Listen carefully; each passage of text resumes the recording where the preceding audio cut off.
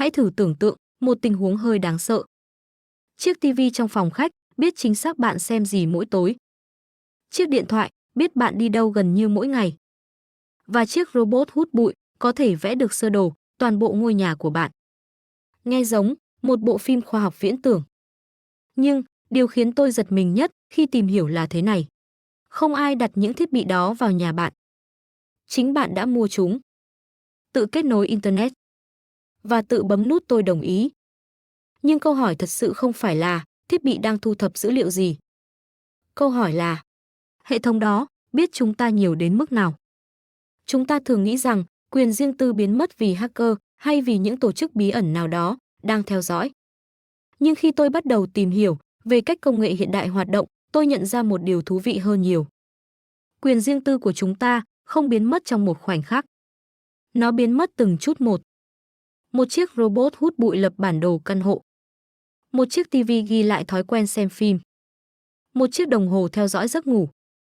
Mỗi thiết bị chỉ thu thập một mảnh nhỏ của cuộc sống. Nhưng khi tất cả những mảnh dữ liệu đó được ghép lại với nhau, chúng tạo ra một bức tranh đáng kinh ngạc về cuộc sống của chúng ta. Trước khi tiếp tục, tôi muốn hỏi bạn một câu. Ngay lúc này, trong nhà bạn có bao nhiêu thiết bị đang kết nối Internet? Điện thoại, TV, laptop, camera, robot hút bụi. Hãy thử nghĩ xem con số đó là bao nhiêu. DECODE 360 Lab, mến chào quý vị và các bạn. Và nếu bạn thích những video giải mã công nghệ, sức khỏe và những bí ẩn của đời sống như thế này, đừng quên đăng ký kênh DECODE 360 Lab để không bỏ lỡ những video tiếp theo. Khi tôi bắt đầu nghi ngờ chính ngôi nhà của mình, tôi bắt đầu nghĩ về chuyện này từ một thiết bị rất bình thường, chuông cửa Ring và các loa thông minh như Alexa. Ring từng bị FTC cáo buộc cho phép nhân viên hoặc nhà thầu truy cập rộng vào video riêng tư của khách hàng trong một giai đoạn trước đây. Còn với Alexa, Bloomberg đưa tin năm 2019 rằng Amazon dùng đội ngũ con người để nghe một phần bản ghi nhằm cải thiện hệ thống nhận diện giọng nói. Về mặt kỹ thuật, các hãng nói thiết bị chỉ phản hồi sau từ khóa kích hoạt. Nhưng thực tế, việc kích hoạt nhầm đã nhiều lần được ghi nhận. Tiếp theo là chiếc TV. Nhiều Smart TV ngày nay dùng công nghệ ACR để nhận diện nội dung bạn đang xem bằng cách đối chiếu hình ảnh trên màn hình với cơ sở dữ liệu. Điều đáng nói là nó có thể hoạt động với nhiều nguồn phát khác nhau, không chỉ ứng dụng cài sẵn. Năm 2017, FTC thông báo Vizio chấp nhận dàn xếp vụ việc sau khi bị cáo buộc thu thập dữ liệu xem của khoảng 11 triệu TV mà không có sự đồng ý rõ ràng với khoản phạt 2,2 triệu USD. Khi đọc đến đây, tôi thấy mình không còn xem TV theo nghĩa cũ nữa. Cảm giác giống như TV cũng đang xem lại mình. Rồi tôi bắt đầu chú ý đến những thiết bị khác. Đó là robot hút bụi. Bạn biết loại đó. Những chiếc đĩa tròn nhỏ chạy quanh nhà mỗi ngày, va vào bàn ghế rồi quay lại. Trông có vẻ hơi ngốc. Nhưng thực ra, chúng đang làm một việc khá phức tạp. Nhiều robot hút bụi hiện đại sử dụng công nghệ VSLAM vừa di chuyển, vừa định vị và xây dựng bản đồ không gian sống. Nói cách khác, nó không chỉ hút bụi. Nó đang học cấu trúc ngôi nhà của bạn. Điều đó có nghĩa là thiết bị có thể biết căn hộ của bạn rộng bao nhiêu, phòng nào ở đâu, lối đi ra sao, đồ đạc đặt chỗ nào. Theo các tài liệu kỹ thuật của iRobot, hệ thống này sử dụng camera và cảm biến để lập sơ đồ chi tiết của ngôi nhà. Năm 2017, Reuters dẫn lời CEO iRobot Colin Angel nói rằng dữ liệu bản đồ như vậy có thể có giá trị với các hệ sinh thái nhà thông minh của Amazon, Apple hay Google. Đột nhiên, câu chuyện không còn đơn giản nữa. Ngôi nhà của bạn không chỉ được dọn dẹp, nó đang được lập bản đồ.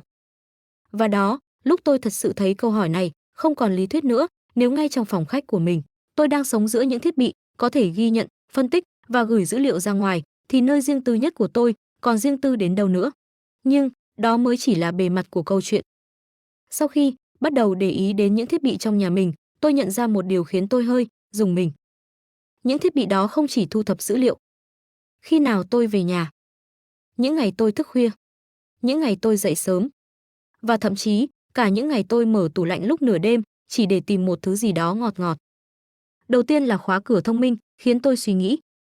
Chìa khóa cơ học ngày xưa khá thô sơ nhưng lại có một đặc điểm thú vị, nó không tạo ra dữ liệu. Bạn mở cửa, rồi mọi thứ kết thúc ở đó. Nhưng khóa cửa thông minh thì khác. Mỗi lần cửa mở hoặc đóng đều có thể được ghi lại thành một bản ghi kỹ thuật số. Hệ thống biết chính xác khi nào bạn rời nhà, khi nào bạn quay về và đôi khi cả khi nào khách đến. Những bản ghi này thường được lưu trên đám mây để người dùng có thể xem lại lịch sử ra vào.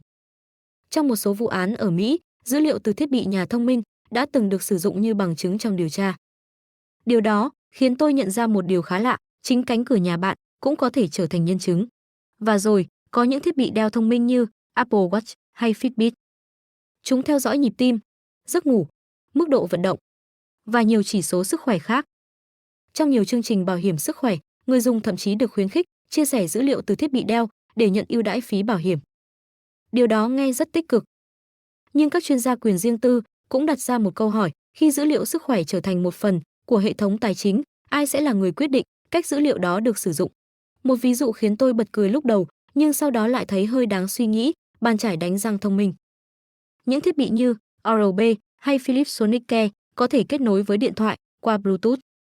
Ứng dụng sẽ theo dõi thời gian đánh răng, lực chải, thậm chí vị trí trong khoang miệng. Mục tiêu được quảng bá là cải thiện vệ sinh răng miệng. Điều đó hoàn toàn hợp lý. Nhưng khi nhìn rộng hơn, bạn sẽ thấy một xu hướng chung, những vật dụng bình thường trong đời sống đang dần trở thành cảm biến dữ liệu. Chúng ghi lại hành vi của con người trong những hoạt động rất nhỏ. Và khi những dữ liệu nhỏ đó được tổng hợp, chúng có thể tiết lộ rất nhiều điều về lối sống. Ví dụ khác khiến tôi suy nghĩ khá nhiều là tủ lạnh thông minh. Những hãng điện tử lớn như Samsung hay LG quảng bá loại tủ lạnh này như một trung tâm điều khiển cho căn bếp. Bạn có thể xem thời tiết, kiểm tra thực phẩm bằng camera bên trong, thậm chí đặt mua đồ ăn trực tiếp từ màn hình. Nghe thì rất tiện. Nhưng để làm được điều đó, hệ thống phải theo dõi cách bạn sử dụng nó. Nó biết bạn mở cửa tủ lạnh bao nhiêu lần mỗi ngày, vào những khung giờ nào và loại thực phẩm bạn thường mua. Trong ngành dữ liệu, những thông tin như vậy được gọi là dữ liệu hành vi dinh dưỡng. Chúng giúp các công ty hiểu thói quen ăn uống của người dùng. Đối với quảng cáo thực phẩm hay các nghiên cứu tiêu dùng, đây là nguồn dữ liệu cực kỳ giá trị. Khi tôi nghĩ đến điều này, tôi bắt đầu thấy tủ lạnh không còn chỉ là một thiết bị làm lạnh nữa. Nó giống như một cuốn nhật ký âm thầm ghi lại mọi cơn đói của tôi. Thiết bị khiến tôi cảm thấy khó chịu nhất khi tìm hiểu là camera theo dõi em bé, hay còn gọi là baby monitor. Về lý thuyết, đây là một công nghệ rất nhân văn. Nó giúp cha mẹ có thể quan sát con mình từ xa. Nhưng nhiều thiết bị giá rẻ trên thị trường lại có bảo mật khá yếu. Một số vẫn sử dụng mật khẩu mặc định đơn giản như admin hoặc 1234. Các công cụ tìm kiếm thiết bị kết nối internet như Sodan có thể quét mạng toàn cầu để tìm những camera không được bảo vệ đúng cách. Đã có những trường hợp được CNN và ABC News đưa tin khi tin tặc xâm nhập vào camera baby monitor và nói chuyện trực tiếp với đứa trẻ qua loa của thiết bị. Khi đọc những câu chuyện đó, tôi cảm thấy một sự nghịch lý rất rõ ràng. Một thiết bị được mua để bảo vệ trẻ em, nếu cấu hình sai, lại có thể trở thành cánh cửa mở ra internet. Rồi đến Kindle, thiết bị đọc sách điện tử. Tôi luôn nghĩ việc đọc sách là một trong những hoạt động riêng tư nhất. Nhưng khi đọc sách trên thiết bị điện tử, mọi tương tác đều có thể được ghi lại. Theo các tài liệu phát triển của Amazon, Kindle có thể thu thập dữ liệu như tốc độ đọc, các đoạn được đánh dấu và nơi người đọc dừng lại. Amazon gọi đó là Reading Analytics. Những dữ liệu này giúp nhà xuất bản và tác giả hiểu cách độc giả tương tác với nội dung. Nhưng khi nghĩ sâu hơn, tôi nhận ra đây là lần đầu tiên trong lịch sử một hiệu sách có thể theo dõi cách bạn đọc từng trang sách. Sau khi nhìn vào tất cả những điều này, tôi bắt đầu thấy ngôi nhà của mình theo một cách rất khác. Không phải là một nơi đầy thiết bị tiện nghi, mà là một mạng lưới cảm biến. Mỗi thiết bị ghi lại một mảnh nhỏ của cuộc sống, khi tôi ngủ, khi tôi ăn, khi tôi đọc, khi tôi ra ngoài. Không thiết bị nào biết toàn bộ câu chuyện. Nhưng khi ghép tất cả lại với nhau, bức tranh trở nên rõ ràng, một cách đáng kinh ngạc. Và điều khiến tôi bất ngờ nhất là tôi nhận ra tất cả những điều này mới chỉ xảy ra trong phạm vi ngôi nhà. Khi tôi bắt đầu nhìn ra thế giới bên ngoài, tôi nhận ra hệ thống đó còn lớn hơn rất nhiều. Khi tôi nhận ra việc theo dõi không chỉ ở trong nhà, mà ngay cả khi tôi bước ra khỏi nhà, hệ thống vẫn đi theo tôi. Tôi phát hiện ra rằng thế giới bên ngoài cũng đầy những cảm biến vô hình. Chúng không phải lúc nào cũng dễ nhận ra. Đôi khi, chúng nhỏ đến mức bạn sẽ không bao giờ để ý, trừ khi có ai đó chỉ ra cho bạn. Phát hiện đầu tiên là chiếc xe hơi. Trước đây tôi luôn nghĩ xe chỉ là phương tiện di chuyển. Nhưng xe hiện đại thực chất là một hệ thống máy tính phức tạp. Chúng có hàng chục cảm biến, theo dõi mọi thứ từ tốc độ, cách phanh, cách tăng tốc cho đến vị trí GPS. Những dữ liệu này thường được gọi chung là telematics. Một nghiên cứu của Mozilla Foundation năm 2023 đã đánh giá chính sách quyền riêng tư của 25 hãng xe lớn. Kết quả khá đáng chú ý, tất cả 25 hãng đều không đạt tiêu chuẩn quyền riêng tư mà Mozilla đề xuất. Một số chính sách thậm chí cho phép thu thập dữ liệu vị trí chi tiết và hành vi lái xe. Khi đọc nghiên cứu này, tôi bắt đầu nhìn chiếc xe của mình khác đi. Nó không chỉ là phương tiện di chuyển. Nó giống như một thiết bị kết nối Internet đang ghi lại cách tôi di chuyển trong thế giới. Sau đó, tôi bắt đầu để ý đến những chiếc máy bán hàng tự động. Bạn chắc đã từng đứng trước một chiếc máy như vậy, bỏ tiền vào, chọn nước, lấy đồ và đi. Nhưng nhiều máy bán hàng hiện đại đã được trang bị camera và phần mềm phân tích hình ảnh. Các hệ thống này không nhất thiết nhận diện danh tính của bạn, nhưng chúng có thể ước tính những thứ khá cơ bản như độ tuổi, giới tính hoặc phản ứng cảm xúc trên khuôn mặt. Công nghệ này được gọi là Audience Analytics trong ngành quảng cáo. Mục đích là giúp hệ thống hiển thị quảng cáo phù hợp với người đang đứng trước máy. Điều đó có nghĩa là ngay cả khi bạn chỉ định mua một lon nước, chiếc máy có thể đang thu thập dữ liệu nhân khẩu học của bạn. Một trong những ví dụ khiến tôi thực sự bất ngờ là máy in laser màu. Nghe có vẻ không liên quan gì đến việc theo dõi. Bạn chỉ bấm in, tờ giấy đi ra, mọi thứ kết thúc. Nhưng theo nghiên cứu của Electronic Frontier Foundation, nhiều máy in laser màu hiện đại in những chấm vàng cực nhỏ lên mỗi trang giấy. Những chấm này nhỏ đến mức mắt thường gần như không nhìn thấy. Tuy nhiên, khi phóng đại, chúng tạo thành một dạng lưới điểm. Và lưới điểm đó có thể mã hóa thông tin như thời gian in và số serial của máy in. Công nghệ này được cho là xuất hiện từ đầu những năm 2000 nhằm hỗ trợ điều tra các vụ làm giả tiền. Nhưng hệ quả của nó là một tài liệu in ra có thể mang theo dấu vết của chính chiếc máy đã tạo ra nó. Lần đầu biết chuyện này, tôi thực sự bất ngờ. Một tờ giấy tưởng như vô danh lại có thể mang theo dấu vân tay của thiết bị đã in nó. Rồi, tôi phát hiện ra một chi tiết khá thú vị liên quan đến email. Hầu hết chúng ta nghĩ rằng việc mở email là một hành động riêng tư. Nhưng, nhiều email marketing hiện nay chứa một thứ gọi là tracking pixel. Nó chỉ là một hình ảnh cực nhỏ, thường kích thước 1x1 pixel, gần như vô hình. Khi bạn mở email và ứng dụng mail tải hình ảnh đó từ máy chủ, hệ thống sẽ ghi nhận thời điểm email được mở. Trong nhiều trường hợp, nó còn biết bạn đang dùng thiết bị gì và có thể suy ra vị trí gần đúng dựa trên địa chỉ IP. Đối với các công ty marketing, đây là công cụ rất hữu ích để đo lường hiệu quả chiến dịch. Nhưng khi nhìn từ góc độ người dùng, nó có nghĩa là chỉ cần mở một email, bạn đã vô tình gửi một tín hiệu trở lại rằng bạn đang ở đó. Sau khi tìm hiểu tất cả những điều này, tôi bắt đầu nhìn thế giới xung quanh theo một cách rất khác. Tôi nhìn robot lau nhà và nghĩ đến sơ đồ ngôi nhà tôi đang bị vẽ lại.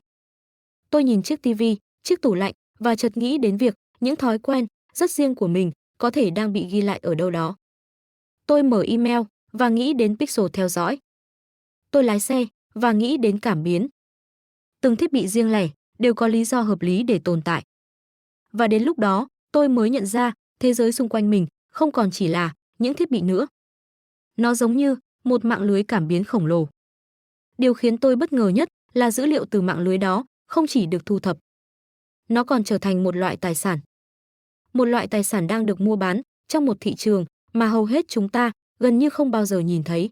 Khi nhìn lại toàn bộ câu chuyện, điều khiến tôi suy nghĩ nhiều nhất không phải là việc công nghệ tồn tại ở khắp nơi. Điều đáng suy ngẫm hơn là cách chúng ta dần quen với việc để lại dấu vết, dữ liệu trong mọi hoạt động hàng ngày. Từ chiếc điện thoại trong túi, đồng hồ trên cổ tay, đến chiếc xe, chiếc tivi, tất cả đều tạo ra những mảnh thông tin nhỏ về cuộc sống của mỗi người. Mỗi mảnh riêng lẻ có vẻ vô hại, nhưng khi ghép lại, chúng có thể vẽ nên một bức tranh rất rõ về cách chúng ta sống, di chuyển và suy nghĩ. Công nghệ không phải là điều xấu. Ngược lại, nó giúp cuộc sống tiện lợi, kết nối và hiệu quả hơn. Nhưng, hiểu được cách dữ liệu của mình được tạo ra và sử dụng chính là bước đầu tiên để chúng ta làm chủ công nghệ thay vì vô tình để công nghệ quyết định thay mình. Bài học rút ra ở đây khá đơn giản nhưng rất quan trọng, hãy sử dụng công nghệ một cách có ý thức.